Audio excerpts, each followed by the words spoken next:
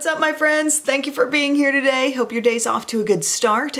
We are going to be doing a little juicy Q&A alongside the Get Ready With Me today. I think I'll make it a drugstore Get Ready With Me, and it'll just be very casual. I have no idea where the look is going, but I'm gonna be answering some of your questions as I go. So I've compiled a few. I just kind of got the tone of things yesterday afternoon, and I outlined some categories of where the most common questions were coming in. They're good, and they're deep. A lot of people really weren't playing around this go around, like, what's your favorite candy bar? I mean, we have some deep, deep questions. There are some questions here that could be an entire, like, I don't know, week-long subject matter. But for starters here, I'm just gonna get going with some primer. I've already got all my serums on. I'm still using those Glossier serums. I use Bobbi Brown Vitamin Enriched Face Base and the eye cream and my sunscreen. And then this, I'm gonna use this Peach Glass Skin Primer from Milani because I really do like it. I do.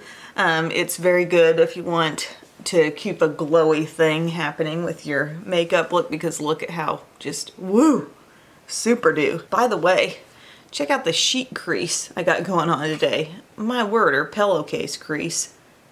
That's deep. That's like I'm returning from battle this morning or something. Saber-toothed tiger, I don't know. For foundation, I'm gonna use one that I absolutely love. It's my Catrice True Skin. I haven't used it in like a small chunk of time here, but I do absolutely love this formula. It's different from their little dropper style HD liquid coverage. That's more of a really amazing coverage matte foundation, and this one has a little more hydration, quite a bit more hydration to it. I wear Cool Rose. Took me a little trial and error with the shade. I think I had to go a little darker to get the right match, but we're going to use some of that, and I desperately need to clean my beauty blender, so we're going to use this little Wet n Wild sponge that I have. But let's start off with a few random warm-up questions from the random category here. Do you still watch the news or critique it? So I used to work at a TV station for 6 years, so that's where that question's coming from. In case you're new here, I worked as a producer, reporter, anchor for most of the time of a morning show.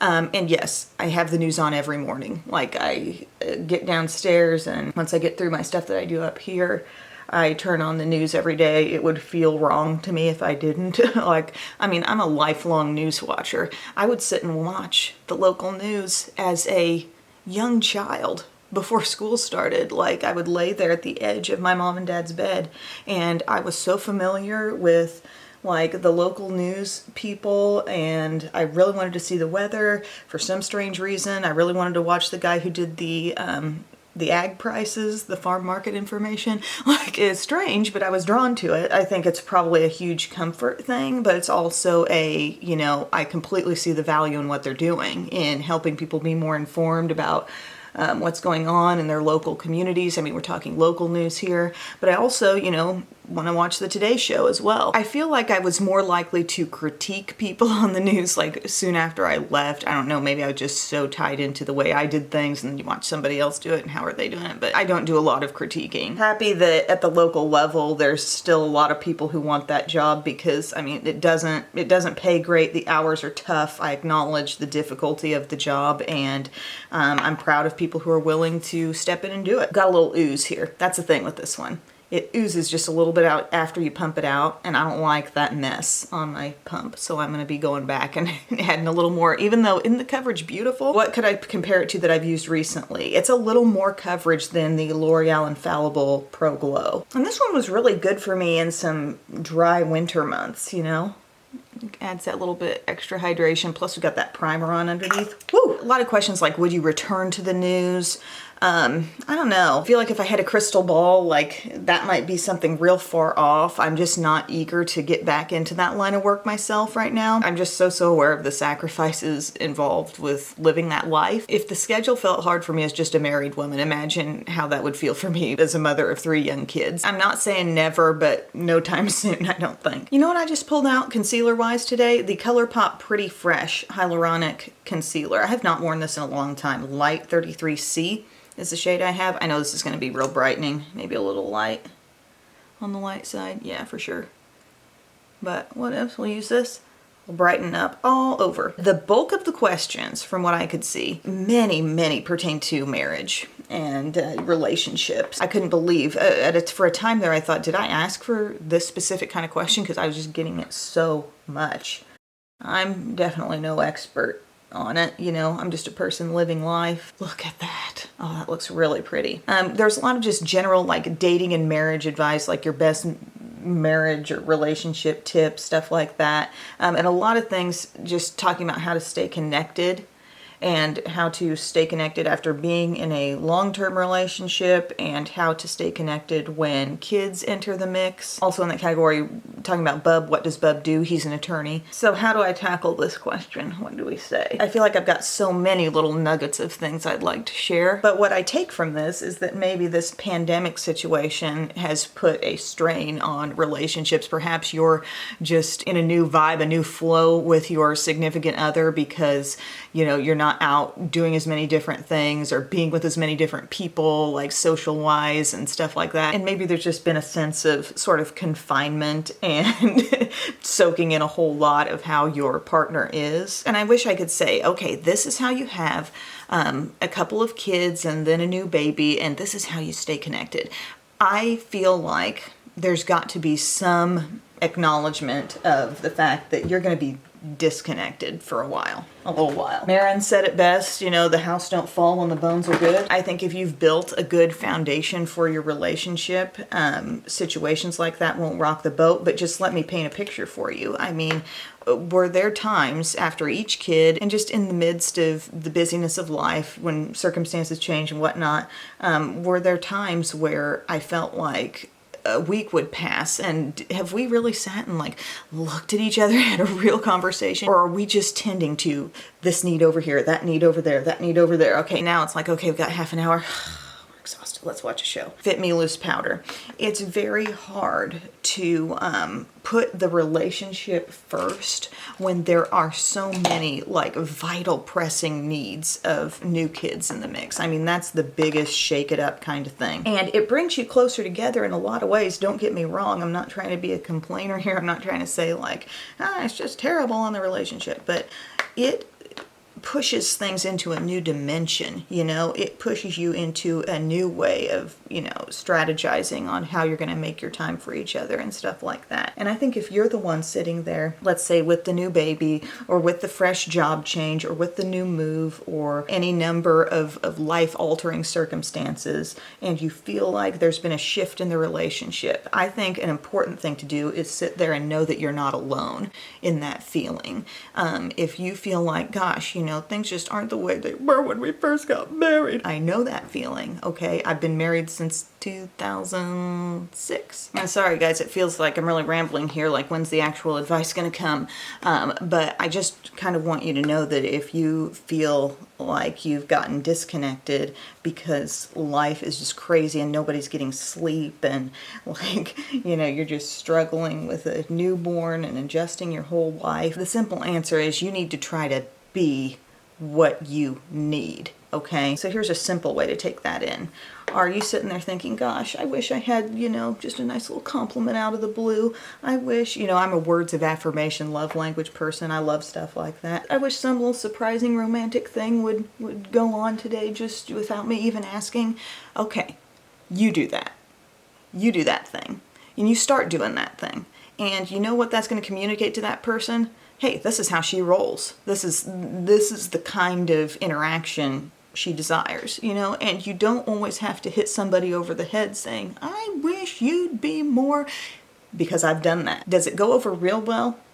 No, it doesn't. It just makes a person coil back into the snail shell, you know? But if you can be what you want in a partner, if you can be those qualities, interesting changes do start to abound at that point, I think. How good can you get at reading the other person's needs? How good can you get at reading when they need a break or when they need to talk or when maybe there's something under the surface bugging them and you can just tell? Sometimes it's the little things that just aren't communicated that you need to be somewhat attuned to, I think. Because like with Bub, for example, to let you in on his personality a little bit, he is as independent as they come. He is so not a mama's boy. And I'm not saying that like he doesn't love his mama and his mama doesn't love him. No, it's not about a love thing. It's about like he was raised into being this handle it all kind of guy. Can he do laundry? Yes. Can he cook? Yes. Can he build a table? Yes. I don't know if I shared that I'm using this baked sculpt and glow from Ulta, but yes, I am. He's very accustomed to handling it all. He's not super offering up with like emotional stuff and like, let's have an emotional discussion. Let's talk about how I feel. He's not complaining at all about things. And he's very much like I'll handle it myself kind of guy. I picture him a lot of times like he's the big calm dog and I'm like the little yippy dog. And I'm the one who's more like trying to draw stuff out of him and trying to like facilitate deep discussions and stuff like that. And you know, sometimes a person just doesn't want that. Sometimes you just got to be able to know them well enough and read them well enough. And I think that comes with years of good bonding before kids ever come into the mix. And we had quite a few years before we had babies, you know. I think what we didn't even realize was how much we were learning about each other during those times. But I think when you can take another person's cues like, gosh, they look exhausted, how can I pick up the slack? Or man, they came home on a really high note today. Maybe I'll save that conversation about how I wish they'd chip in more with X, Y, and Z and leave that to another time. It's like you're constantly reading the room, okay? With a lot of relationship advice, I think people will say, well, communication is everything. Okay, I can see that. Yes, I think communication is huge. You've got to be able to talk some things out at times and really dig in and discuss and be respectful, not get your temper up and all those kinds of things. But sometimes, if you're like me and you love to talk a lot, it's about knowing when to zip it, when to shut up a little bit, when to stop and just think before you just let things fly. And there are so many excuses, valid excuses, like I'm really hormonal, you know, I'm breastfeeding or I'm not breastfeeding anymore, I'm weaning. At times, you know, you're sleep deprived or you're doing whatever, and it just makes you be a little different person. But you can kind of get ahead of that if you decide, you know, before I say something complaining or before I say something that I think is going to ruffle feathers, maybe I'll just stop and think about whether there's going to be value in that statement or whether I'm going to feel good for saying that statement in 5 more minutes. I don't know if any of this has been useful advice. I feel like I'm just in a haze of rambles right now, and I have no structure to what I'm saying, and I'm not sure if it's anybody's taken anything from it. Blueberry setting mist. We need this. Elf Instant Lift Brow Pencil. But respect is so important.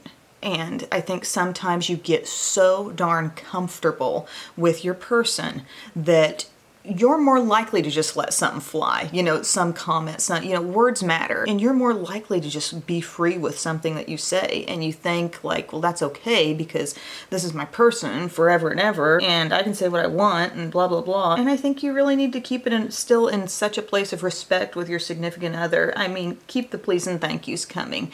Keep the constant appreciation coming for them, you know, an occasional text that's like, I appreciate you so much. Thank you so much for everything you do. And look for those things instead of criticizing or anything like that.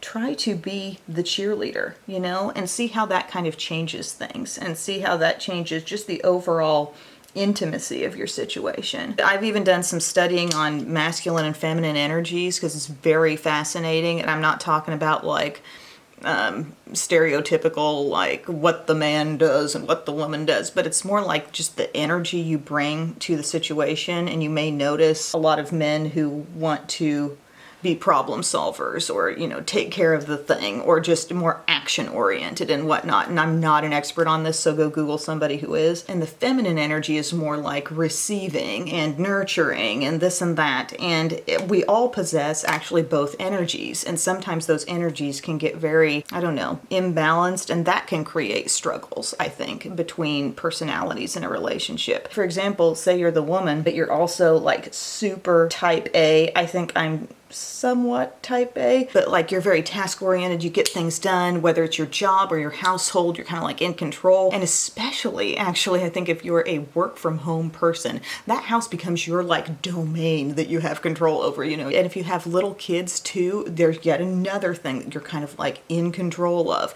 And then you need to know when to stop trying to be in control of the husband, okay? It almost feels like, okay, I need to control that too. Like, have you done this? Have you done that? Did you make this appointment? Did you pay that thing? And you need to lay off of that. Because I saw some quote that said like, helpful, like I'm just being helpful in wife language can come through as controlling in husband language. And I thought that was so on point. I think we all need to take an honest look at ourselves, say, what's my tendency? What way of being am I inclined to be? And let's see if maybe I can soften that up a little bit for my romantic relationship so I'm not too overbearing and too like, ah. Brows are done now. I used e.l.f. Instant Lift, and then I used my little Wet n Wild gel. Favorite thing about Bub? I would have to say his ability to read me. I think we all as people can put out a vibe, and like vibes are real. Everybody's like, oh, good vibes, or you know, whatever. Vibes are always just kind of like, that word is thrown around so casually, but I think we all do actually put off something that is felt by another person, and I think he reads my vibes expertly. And I think he's really learned how to react and respond accordingly. I think he can kind of tell when my tank is empty and I need a hand. I think he can tell when I'm worried about something. I think a really great benefit to being in a long-term relationship with somebody is how attuned to your habits and your ways of being that they become, and how good they can be at responding to that. And overall, just as a human being, I love how kind he is. He's got a terrific sense of humor, and he balances me out, because I think on the big things, you know, where I will get worried or get, you know, like stewing or anxious about something, he is the balance that, you know, can talk to me about something and even me out, you know, and I think that's really amazing. Questions about health and migraines. Let me figure out what eye palette I'm going to use here for a second. I said this was going to be a drugstore look. I'm going to use my Badass Bay Catrice palette here. I love this style of palette that they make. By the way, I have a whole video on the different ones. So this is the warm one, and this is maybe one of my least used ones. So I thought let's grab that. But questions regarding health and migraines. How have things been going? A lot of people asking about my amber necklace, because you may have known that I started wearing that a little over a year ago. It was like last February when the migraines were like raging for me. Okay, like I was having multiple migraines a week. It was just so hard to deal with for a span of, I want to say, like 3 to 4 weeks. I don't know what it was. Looking back, the thing that was going on in my life, Bubba was getting nursed like constantly. I think maybe it was depleting my body and I wasn't taking good enough care of myself to pull that off. Like, I kept nursing, that didn't stop. But once I realized that I wasn't drinking enough water, and I would occasionally like maybe miss a meal or eat later like than I should have. Just wasn't doing my eating really on purpose, you know, making time for that, making time for healthy snacks and actually eating things that counted and were really good for me, until I made that change. Like, once I did, it changed everything. I have kept those changes to this day. For example, but if Bub's gonna get home from work and it's gonna be a little later, I don't wait for him. I go ahead and I'll have even a little something, so I don't have some long afternoon gap of not eating, because I found that the migraines would actually come in usually toward the end of the day, and it would usually be if I was late on eating dinner, like it would come on me. Also, I drink to this day nearly a gallon of water a day. I fill up a Hydromate like 2 times, and I usually come close to finishing it by the end of the day. Just a little of this shade here. So many life changes happened when I just had to get out of this migraine deal. Another thing I did was I changed my contacts prescription. Sometimes, ladies, after having a baby, it can be common for your eye prescription to change, and I found that mine actually did.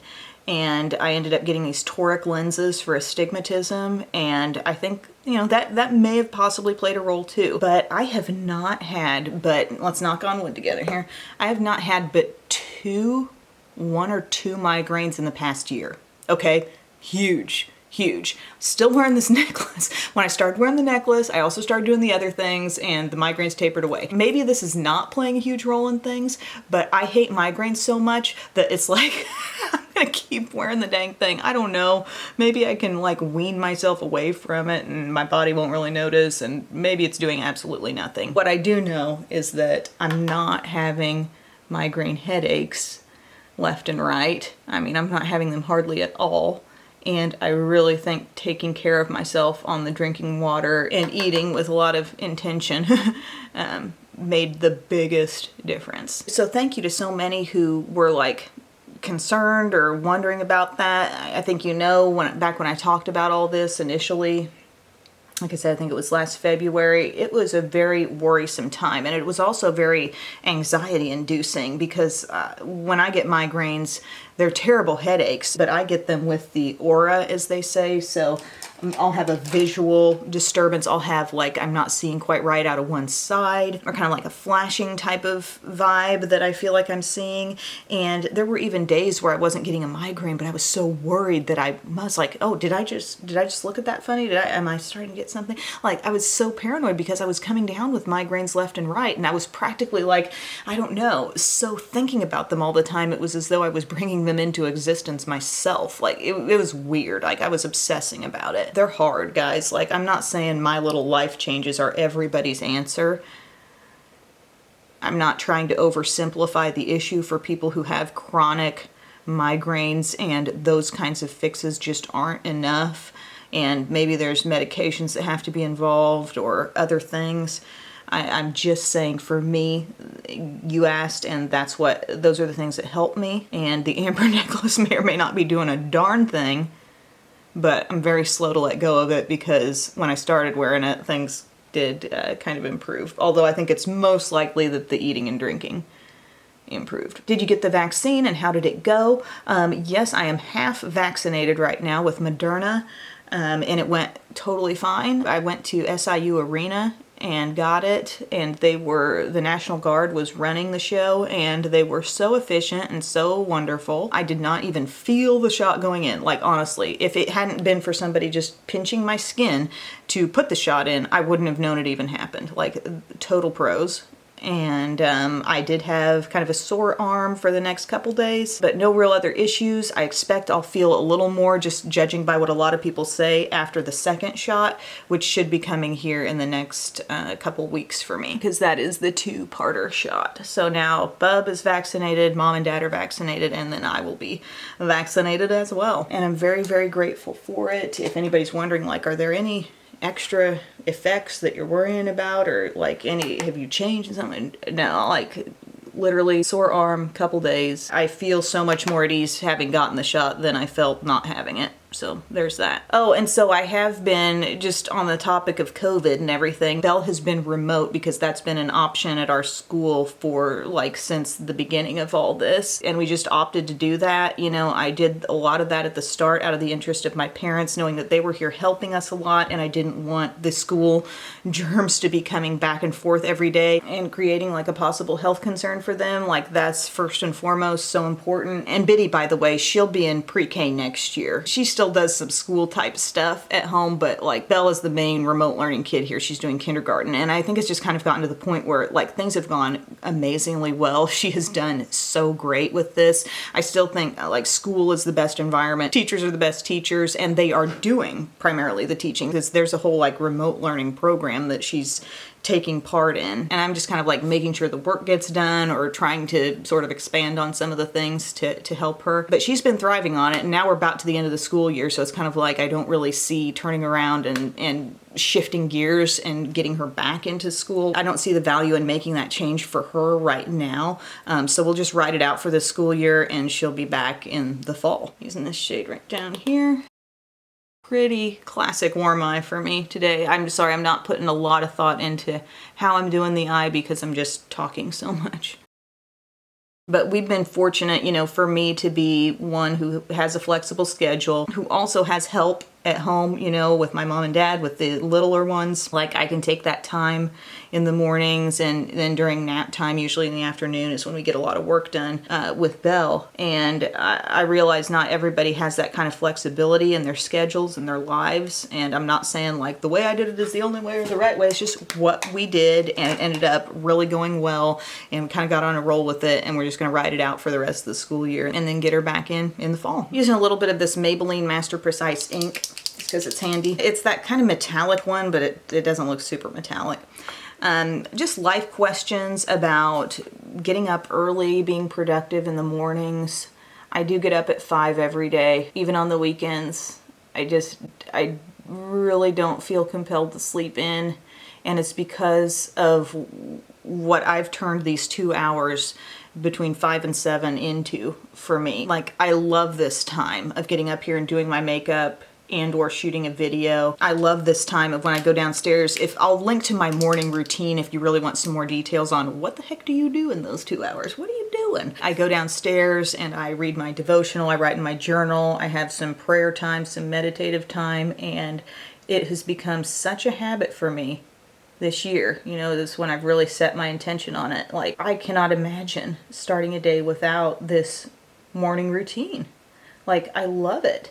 And it became possible, you know, obviously when kids got on reliable sleeping schedules and whatnot. If you got a kid waking up multiple times in the night, I'm not saying like you need to be getting up at 5. Nobody needs to be getting up at 5 who doesn't want to. But my advice is to those people who say, I want to get up that early, but I can't. If you're wanting to and you're getting a healthy amount of sleep and you're wanting to wake up at 5, but you feel like something's keeping you from it, I'm here to say that you can. You can do it. When the alarm goes off, don't let more than 5 seconds pass before you go ahead and get your butt out of the bed. Do I feel tired when I wake up? Yeah.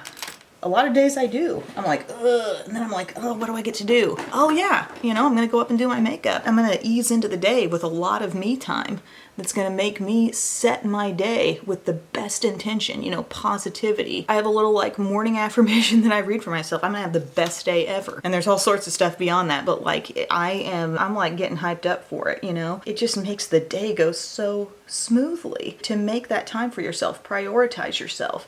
I mean, think about if I slept in until the kids got up at 7, you know, there's 2 hours lost every day. Now for some people, maybe your kids get up later than that, or maybe you might have even more extra time or less, I don't know, give or take. But for me, it's all about these 2 hours. I just absolutely love having this time. I also like the feeling like, you know, it's dark outside, but I'm getting a jump on the day. Like, it just feels good. So you can do it just when your alarm goes off.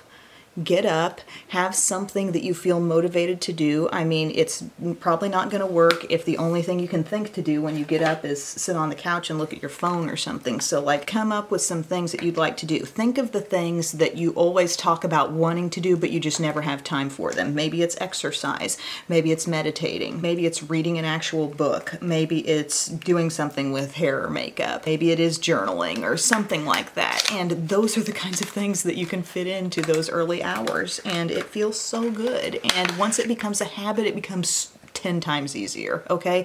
So you might have to ride through some days where it feels really hard for you. These are the light and fluffy Wispie lashes. I really wanted to wear these when I asked on Instagram, but they got downvoted so hard in favor of just mascara.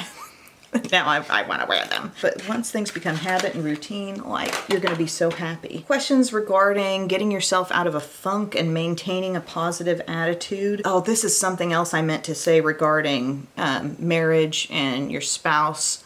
But gratitude is huge. Let that be one of the things you do when you get up in the morning. Write down 3 things you're grateful for. I've talked about this in many a video, but it's very true. And you also need to keep this in mind if you're starting to feel in a little funk marriage-wise or something like that. You know, you just start simmering on those things that you love about that person. It can drastically change your outlook about the way you go through your day when you start focusing on the positive things. And you might be like, well, I'm going through so much crap right now, I can't even come up with a positive. Yes, you can, because it doesn't have to be a big thing. It can be literally like, it's so nice to see the leaves coming out on the trees right now, or I enjoy waking up and hearing some birds chirping, or I'm thankful for my cup of coffee this morning. Like, it can be little things, it can be big things, it can be the health of my children, that I have a home to live in. Like, whatever it is, you start writing those things, you get in the habit of doing that. It's not just that habit of writing it down in the journal in the morning, but it becomes a habit of what you seek out and attract throughout your day, okay? You're suddenly looking for things that you're feeling grateful for, okay? You're not just looking about, what do I feel down about? What do I feel critical about? It's so important to try to put those positive glasses on. And I'm not saying you won't go through hard days. I'm in full acknowledgement of the hard days that you just kind of got to get through so you can get to the next day and hopefully have a better one. I understand. But I will say, in my experience, it is very hard to feel super stressed and super worried and super anxious when you are so focused on all the things that are going right. Man, these lashes are huge. I don't know if these lashes are going wrong or right now, actually. I haven't seen myself in a lash in about a week. Okay. But gratitude, gratitude, gratitude for every aspect of your life. It's such a good thing. Have an ongoing gratitude list if you really want to get into this. Like, you know, open up a notes part of your phone and just keep adding throughout the day when you encounter little things that you're grateful for. And think about what that does to your whole vibe. We talked about vibes and people picking up on, you know, just the way you are before you even open your mouth. Think about the kind of person you come off as when you're constantly thinking about the good. Okay, the things that are going right, even though there may be some things going wrong. We are focused on the things that are going right. And you're just going to harness those good feelings that those things bring about. And then those good feeling thoughts are going to bring about and attract more good feeling thoughts, okay? And I do think maybe adopting a morning routine could be one thing that could help you out of a funk. I've heard from many people who started developing their own morning routines and saying like, that helped me. You know, that really helps set my day with intention. You know, it helps me decide how my day is going to go instead of my day taking off without me, so to speak. So consider it. I really think mornings are crucial. So think about that perhaps. Also, guys, do something good for someone else. Okay, be a blessing to somebody else. It's a great way to take your mind off of your own problem or your own issue that you're battling with, and maybe you're just like round and round with worry on something and you know it's not useful, but you keep doing it and you're like, how can I stop doing this? Okay, think of something useful you can do for someone else. And I mean, that's a great way to like just shift onto a new track, get new momentum, you know, kind of get that fresh start feeling. I'm just smudging a little bit of this By Felicia shade down here. Yep, this is what Em does when she goes on autopilot. She just grabs a warm palette and some false lashes. Kid-related questions. How do you handle it when they aren't listening? Sometimes I yell, and honestly, that's not a super effective one. What I notice, like with my 4-year-old Biddy, you know, she will have some moments where she just gets so upset about something that has happened. My sister didn't share this with me, or blah, blah, blah. The issue could be any of a number of things. And we do timeouts sometimes. We're like, okay, let's just have some alone time to sit and get calm over this issue. But I realized what seemed to benefit her a lot was if I would just sit down with her. We'd go off by ourselves and just sit quietly. I'd say, you can sit on my lap, but we're just going to sit quietly and we're just going to get calm. And she would get calm much faster. It's like she really thrives off of having that quiet time with somebody. I don't know how I came into that, but one day I did, and it just really worked for her. Sometimes with a little kid like that, leaving them alone with their thoughts is not always the fastest or most effective way out of the situation. Sometimes it is, but also I'll say like, okay, you don't want to listen right now, then I'm going to take away this thing you've been playing with lately, or that movie night we were planning to have on Friday night will no longer happen, or whatever, and then things usually fall in line real quick. Or if I threaten to start withholding dessert, I mean, I've got amazing listeners at that point. Gosh, I need to figure out what I'm going to do on my lips. I feel like I want to do berry with this kind of warm eye berry. This balm, this plumping serum balm from Hard Candy, and maybe with a little liner to smooth it out. That feels so good, but it's much more pinky than I was really wanting. Let's take Gash from Urban Decay. Only thing that can really shut me up in a video is starting to put lip liner on. Some final quick questions here. What do I edit on? I still edit on iMovie. I'm not a type of channel or a type of video that needs a lot of bells and whistles. I bring myself and I do edit, you know, my clips together and whatnot, but I don't need a lot of like whoosh, whoosh, whoosh. Favorite style of video to do? Oh, I love a good get ready with me. I really love a shot my stash. Dupes I enjoy. I get a lot of fulfillment out of doing dupes because I know my audience loves it, because my audience watches those way more than everything else. Like I find myself wishing, like I wish people would watch the other stuff I do as much as the dupes, because the dupes are so dang hard, y'all. Like it's tough for that to be my most watched thing and the thing that you want to see most, but it takes so much thought and effort, but I do like it. Do I think I'll ever leave YouTube? I don't plan to. I mean, I love this. I'm getting up at 5 a.m. My battery light's flashing. I get up at 5 in the morning and I do it because I love it. Like I bleed it. It is in my soul. This is what I want to do. This is where I want to be, how I want to be spending my time. I love this community we've built. It is absolutely priceless. I have been doing videos since 2007, 2008 because I have an absolute love for it. Okay, so I think some of you asked me that question like, shouldn't you be a little tired of this by now? Aren't you ready to move on? Aren't you ready? No. I really love it. I really do. It's true and honest and real. I love this. And that's literally all I can fit into this video. Thank you so much for watching. I hope I wasn't just a rambling mess this whole time. The makeup turned out pretty good. I'm ready to go out on the town even though I have nowhere to go. So thank you for watching. I love you guys so much. Thanks for submitting your questions. Maybe I'll do a follow-up since I didn't get to enough of them, and I'll see you soon. Bye.